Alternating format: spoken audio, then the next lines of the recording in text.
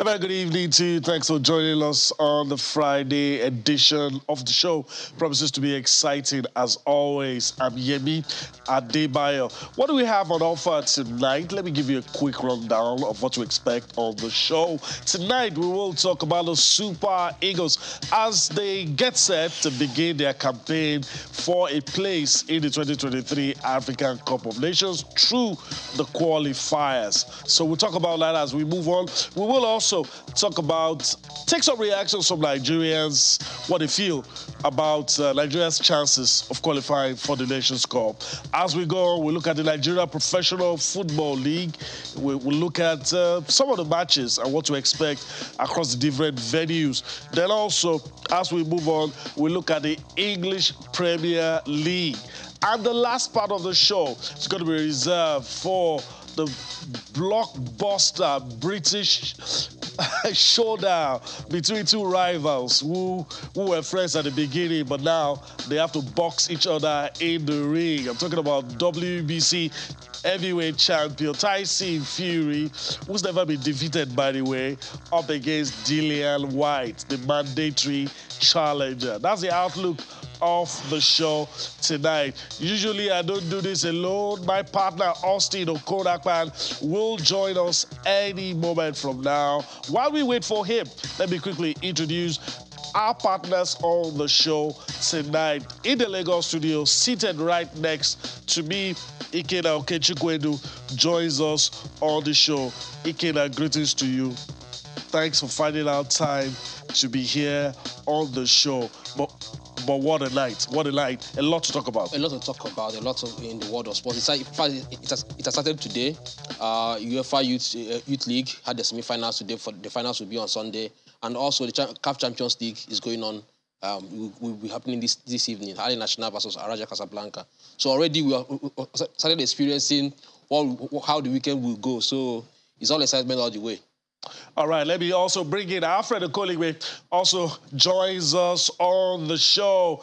Greetings, Alfred. Thanks for joining us on the show tonight. Thank you very much, Yemi. Thanks. Excited to be here. It's a Friday as usual for me, and really excited for what the weekend holds. You mentioned that that boxing blockbuster fight. Friends who at this time, because of the fight, become close. But it just tells you the level that boxing, this sport has reached. And there are a lot of permutations, a lot of, intrigue at that level. And that's what everybody wants. Good fight you expect.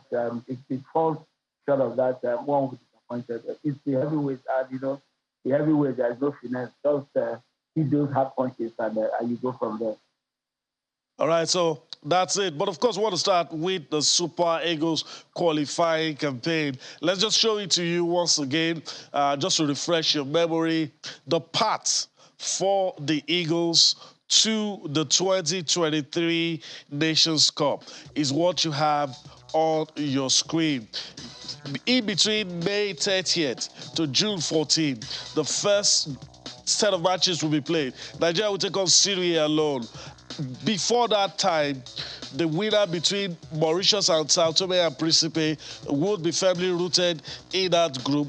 So it's going to be decided before May 30. So we're going to also play against whoever is in front of us by then. All right? So another time, we're going to play in between 3 stages. We'll be playing 2 matches in each window. The next one is what you have on your screen in September this year. Nigeria will take on Guinea-Bissau, and of course the reverse fixture again. All right. Then we go into 2023 proper. Syria alone taking on Nigeria.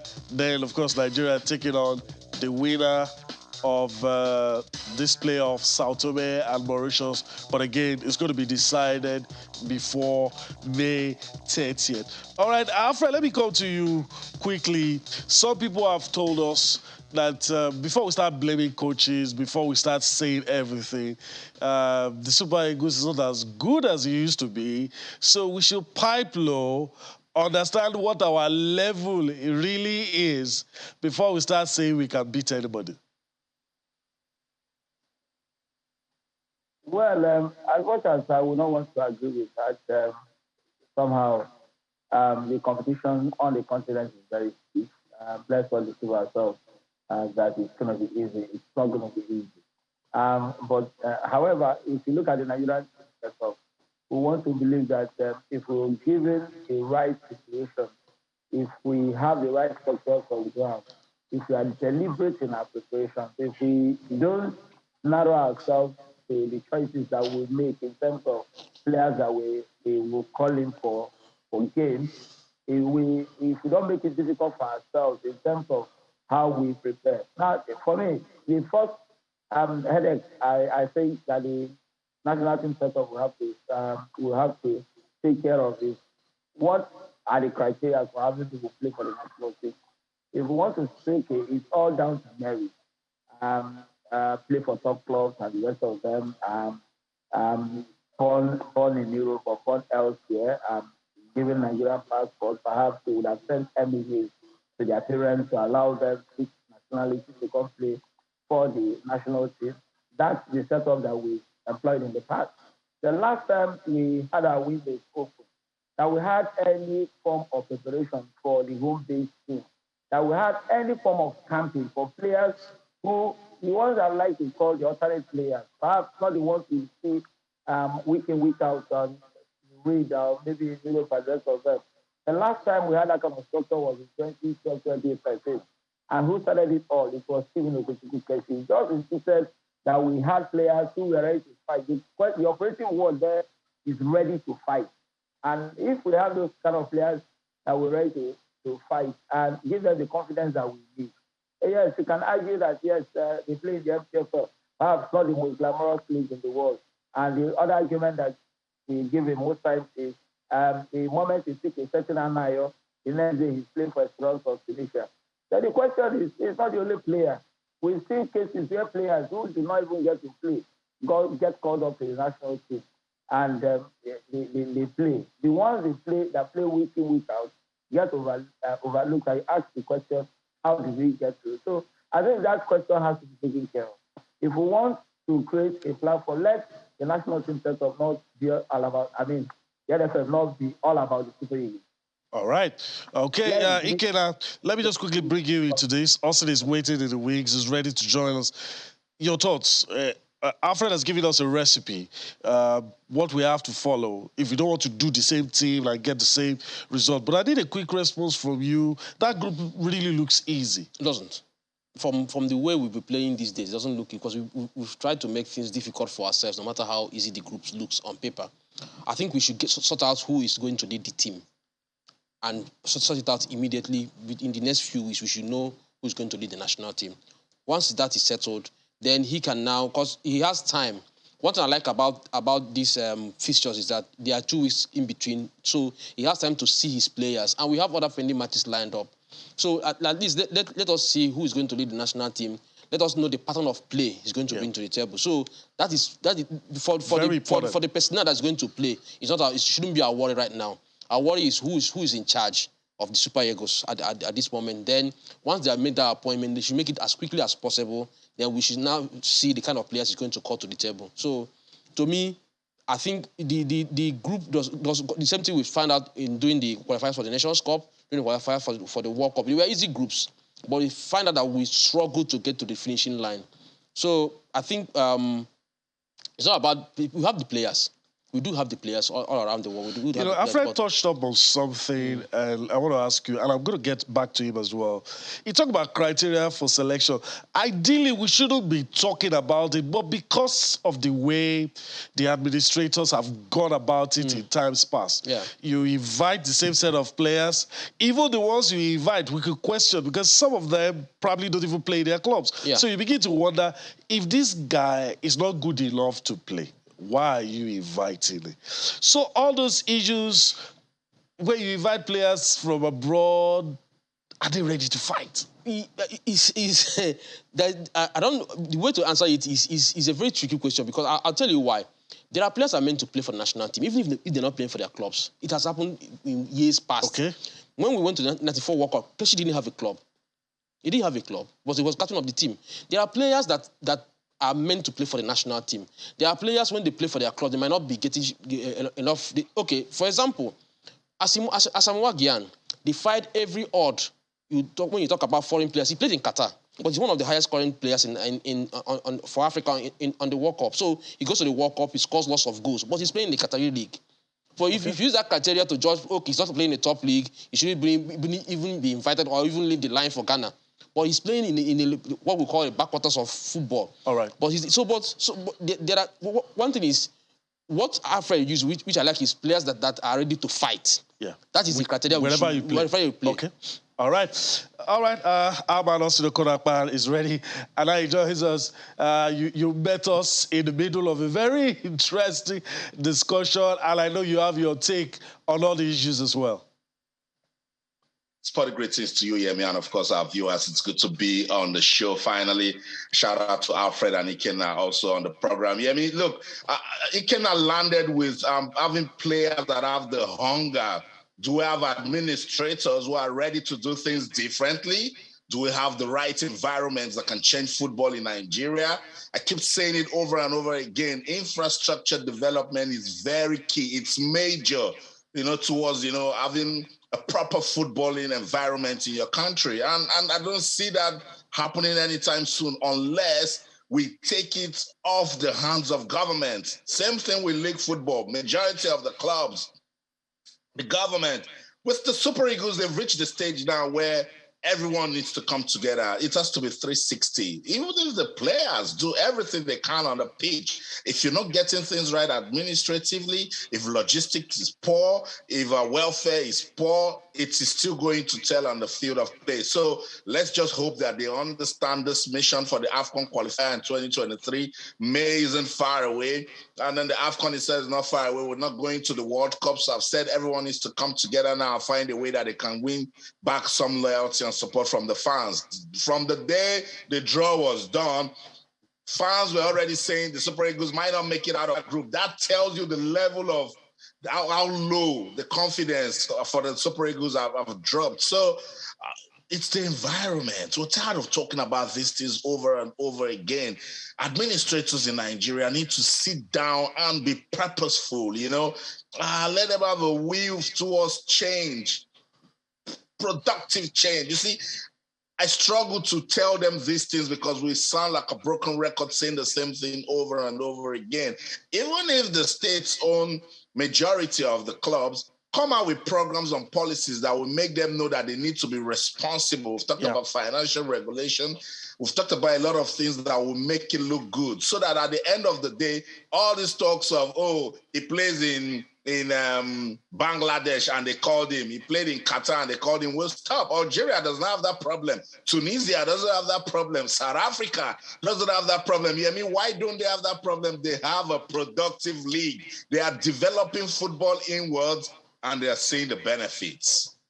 All right. Let me go to Alfred before we listen to a cross-session of Super Eagles fans and their thoughts about Nigeria's chances. While Austin was speaking, in my mind, I was saying, well, it can't be bad that we can't qualify. But I was quick to remember 3 times in recent memory that we didn't qualify. But can it happen again? Do you think it's possible? Now that 2 teams will qualify from a group, no matter what we do, can it happen? Well, it's possible, but unlikely. Why I say unlikely is because the criteria for crossing the Rubicon has somehow, it gives you the probability of going to become a clear. But it must be said that, and I think Austin is just trying to put it nicely. I would have thought that after what happened at the World Cup, there would have been a seismic change in the way we see our football from the bottom of it. You should have thought of, instead of all this talk about, okay, tomorrow we are going to appoint this, we are going to appoint this. Our football, let's set timelines for our football. What do we really want to achieve with our football? When I say football, I mean the league structure. What do you want to achieve with it? How many players do you want to see come out from this league? What are the structures you are putting in place to help at the topmost of our game to say, okay, this is the nursery for these national team players? Are we turned from the way we used to be, or it's just business as usual? Nothing as far as I'm concerned, nothing has really changed. It's still same of the same. I'm hoping for the best. Right. Get these guys together, get foreign manager, put them in there, let them just start play. We'll get the result. I hope all that changes. If we just really smell the coffee, if we don't realize that the more we delay, that the more that we don't get ourselves organized, the worse it could be. We just run into it will get to a stage where even the AFCON will struggle to qualify. All right. I hope it doesn't happen, though. As a Super Eagles fan, let's listen to the fans. Their reaction. We went out, the crew went out, spoke to a few of them. This is what they had to say. There are no more minors in football. We don't prepare where you'll be out. You see, and I think Nigeria is one of the best teams, which I believe on in those days. When we want to play, we have a formidable team. Everybody can rely upon. Very unfortunate. We can't have any position. I believe we will qualify, but they should not rest on their hours because there's no more minnow in football.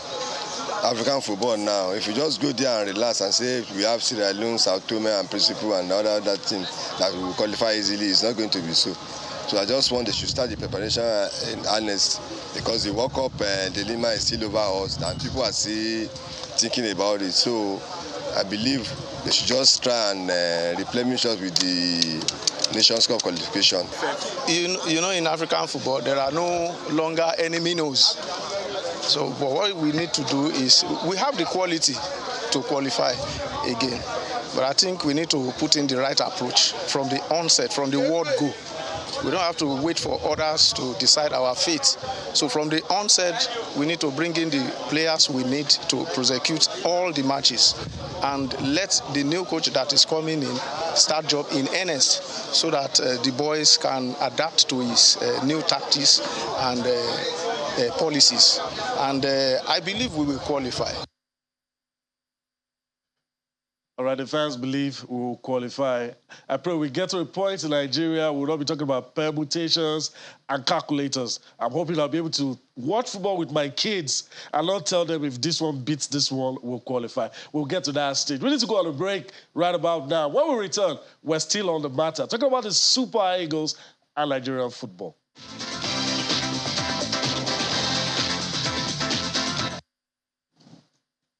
All right, welcome back.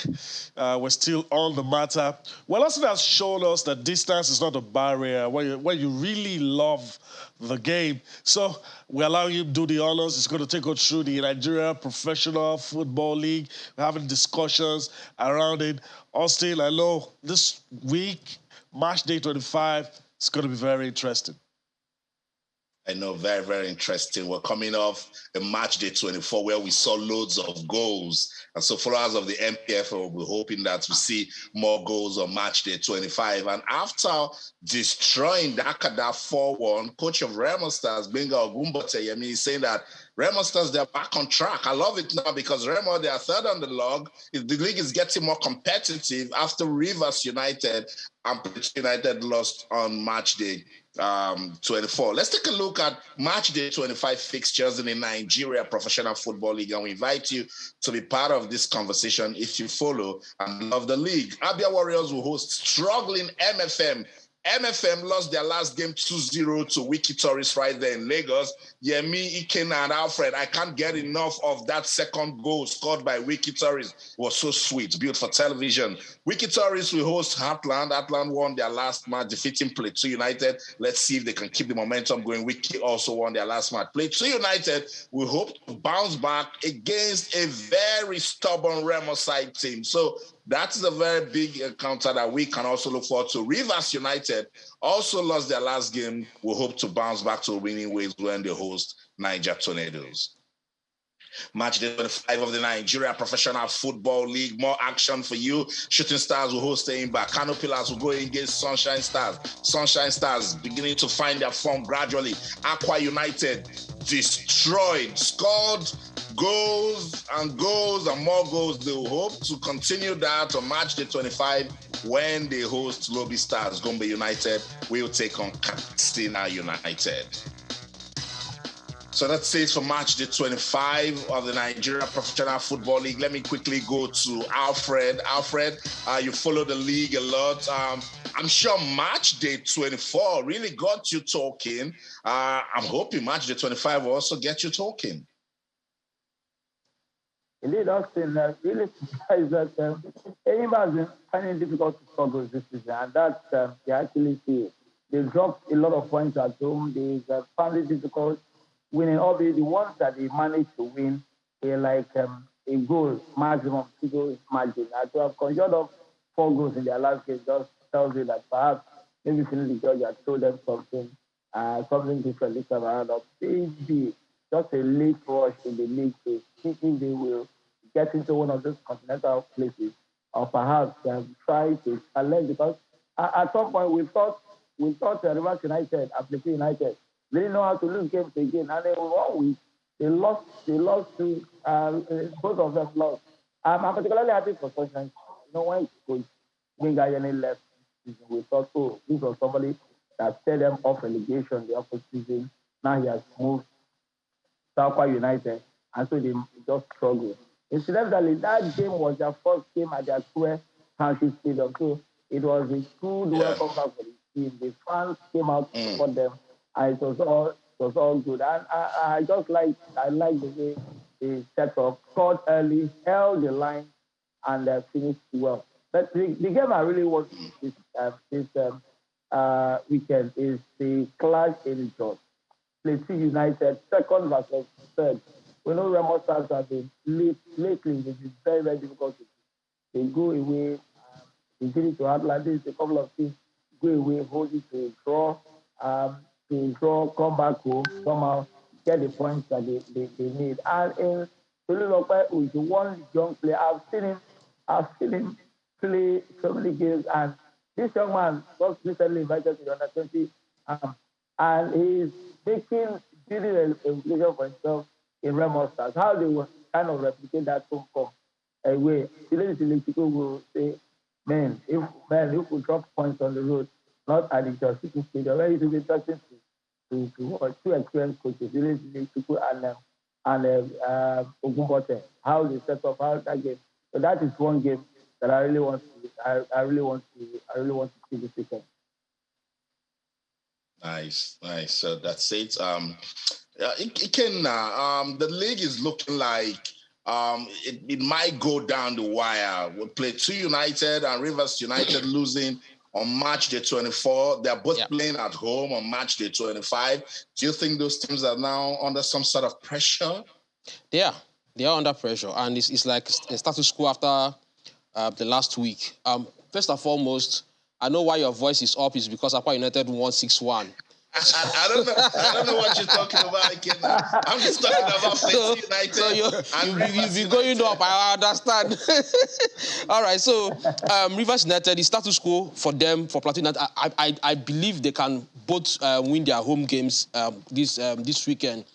But Remo Stars are no pushovers. Being third on the table and beating Dakada 4-1 is a statement. And with Sikiru Alimi back in the fold, man, they have a hell of the Plateau United is going to have a hell of an opponent on Sunday. But the big game I'm looking forward to is between Rangers and Kwara United. That is CAF Confederations Cup slot. Because if Rangers wins that game, they'll develop a 4-point gap between them and Kwara United. So they're rivals. So that will at least push Kwara United off their neck for now, while they focus on closing the gap with Remo Stars. And if they win this game, they'll be on top of Remo Stars by 1 point in case if Remo Stars loses to Plateau United in Jos. But one thing about Nigerian League I love so much is that if you blink, you are going to be in trouble. When we were checking the table last week, Kano Pillars weren't in any trouble. Right now, they're second to the bottom. MFM is bottom. Heartland, that was bottom last week, has moved up a bit. So it's a tough league in one of the toughest leagues around the world. But if we can get all the negatives, push all the negatives aside, Nigerian League is a very interesting place to be. Of course, the potentials are always there. I'm particularly for sentimental reasons, Shooting Stars and Ibadan would be interesting. The Ibadan fans, I don't know. I grew up in a house where they love 3SE. And even though I've not really passionately followed 3SE for a while, now these days that they are back, I'm just hoping they'll be able to stay up. And I'm particularly interested in this game because if there's a time you feel anybody can pick points off Iba, probably now. No, probably now. Not now. I'm just thinking probably not at this moment. Maybe 2 weeks ago. Not 2 weeks ago, but not at this moment. Not at this moment. We have a Super Eagles coach, and we just beat a team for we just beat Kano Pillars 4-0. That will be very good if we come back here next week and surprisingly it happens. For me to say that against the odds, but let's leave it at that. I just feel they're traveling down to that place. The fans always massively behind their guys. Maybe it might happen for them. And like I said, I have the spot for them. I hope they don't go down again. That's always been my problem with those guys. But hopefully they'll be able to stay up. But as far as I'm concerned, that's a game I'm looking out for. And it's always good to support the guys most likely not going to win. But I have a feeling something's going to happen in that place. Yeah, I mean, in a way, I have love for Shooting Stars also because, I mean, they come with so much pedigree. They come with history. This is the sort of team that we want to have around so we can keep talking about the tradition of the Nigeria Professional Football League. And it doesn't get any bigger. Just imagine, if not because of some of the administrative and management issues that Shooting Stars have gone through during the years, they're a big side. Alfred, Shooting Stars Aimba, we shouldn't just easily, back in the day, say, oh, Aimba will run over them. We'll say it's going to be a competitive game. Shouldn't we be saying that now? Also, you just got that spot on. It's one of the traditional teams in the Nigerian Premier League. Shooting Stars is high up there. And like Emi said, it comes with a lot of history. The first team to win a continental trophy for Nigeria. And it's just amongst so many things that they've won. Ibadan, I love their football. The fans are passionate. That's one place that you go to. And you meet septuagenarians or octogenarians who will tell you that right from their youth, the supporters of this is not the Arsenal and the Manchester and Chelsea kind of fans. These are people who have the DNA of the club running through their veins. Go to Enugu or Rangers, you have that kind of fan. Go to Bengal Insurance, you also have that kind of fan. So these are the traditional teams. Yes, in the league. Yes, it's falling on our side. But I think it is doing an awesome job in that club. Coming back from years of being in the NNL, coming back to the Premier League. I think the first thing for them is to maintain their Premiership status, and they can do that by getting points off teams like the Ibadan. Get points off them. Get that. It's key that you get that 3 points at school. Maintain your Premiership status, and we just know that from then on, it's just a question of building on what you have achieved. Like you said, 3SC is not a team that will just come and you just talk about them. And if I might add, if I might add, Alfred, most teams know now, especially those teams not far away from the bottom, they know that survival hinges on winning your own matches. You don't let it sleep. Because most of the time you travel, probably you get a draw or you get beaten. The games at home, you have to win. That's why a lot of people feel sorry for MFM, because you just have to win your own games. But Yemi, I'm not trying to get you scared or worried. Aimba destroyed Kano Pillars 4-0 in their last match. Your darling Shooting Stars lost 3-1. We are not saying much. We are not saying much. Let's get there first. Momentum, you're as good as your last game. That's true. Football. That's true. Yeah, so Yeah, me all the best. It's the NPFL come back and talk about it. Sure, we will. All right. Okay, let's move on. That was a good one. Let's travel abroad now and go to England. That's where the action is. Let's talk about the English Premier League and look at the fixtures and talk about the interesting stories.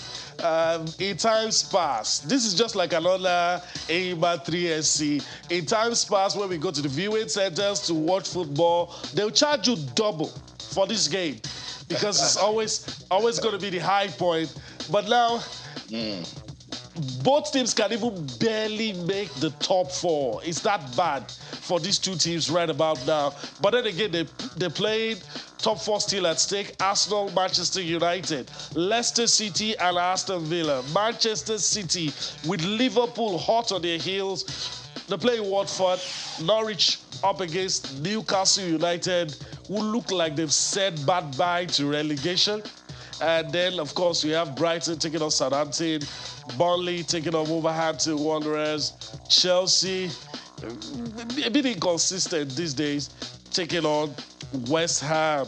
These are the fixtures in the English Premier League. Then you have Liverpool, who will take on Everton. Of course, Crystal Palace will take on Leeds. So those are the fixtures in the English Premier League. Let me get to Alfred quickly. There are talks about Paul Pogba.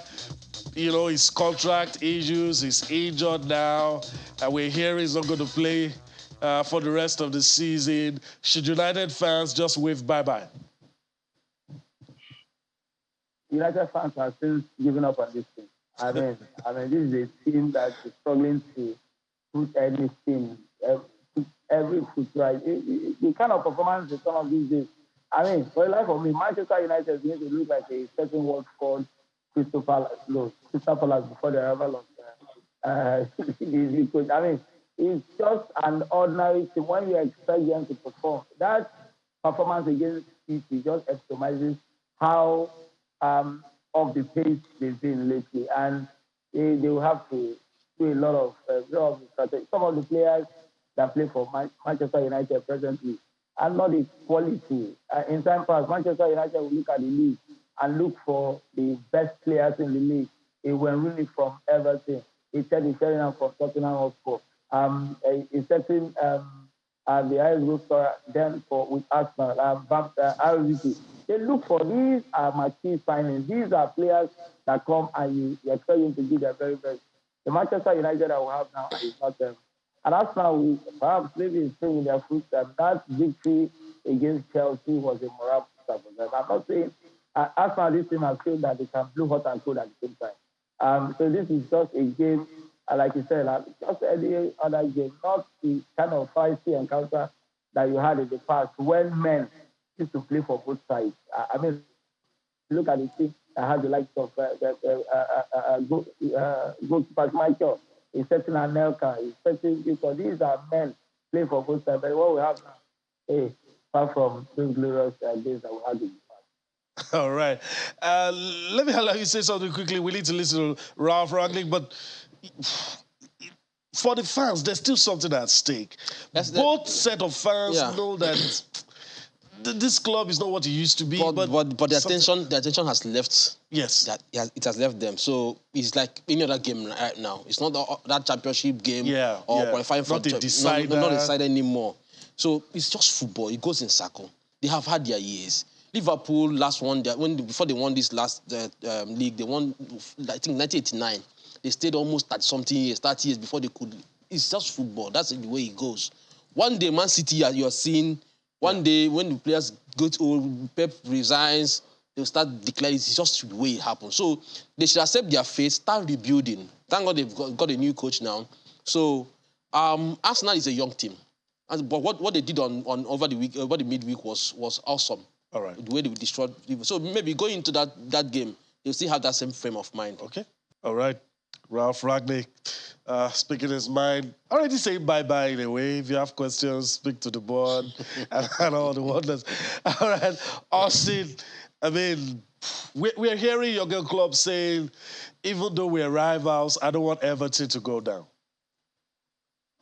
I know, mind games, yeah. I mean, the Merseyside derby is big, and with derby games, anything can happen. And with the position where Everton is at the moment, he needs to say some things to just make that game look soft. But I know Jurgen Klopp is under so much pressure because the bookmakers will easily give that Watford-Man City game to Man City. But let's not forget, Watford will not go down without fighting.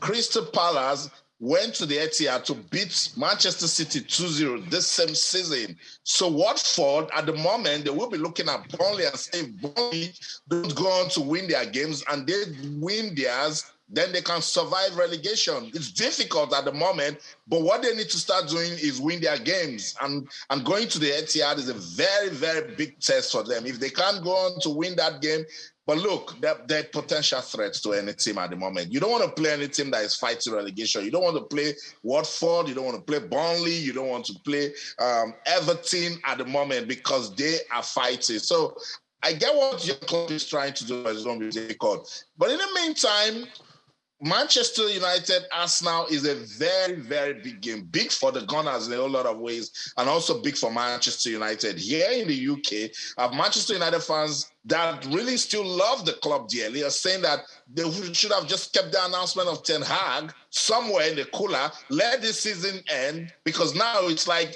it's some sweet distraction, This guy, for instance, Paul Pogba, is tired. He's tired mentally.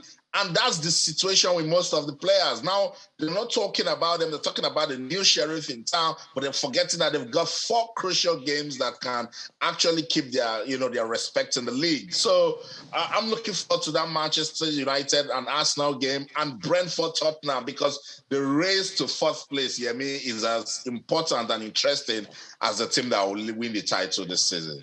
That's true. That's true. All right, before we get to the blockbuster boxing bout that I wanted to talk about, let's quickly listen to Jurgen Klopp and get Alfred's take.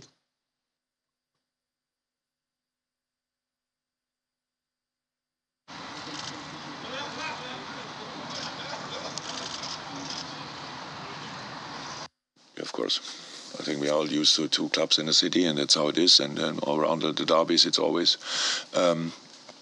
especially it's now this week is slightly different because we played United in midweek. That makes it. But usually the full week before you play, Everton is all the talks and all the things people are talking about are about the derby. So yes, of course I would. Sure.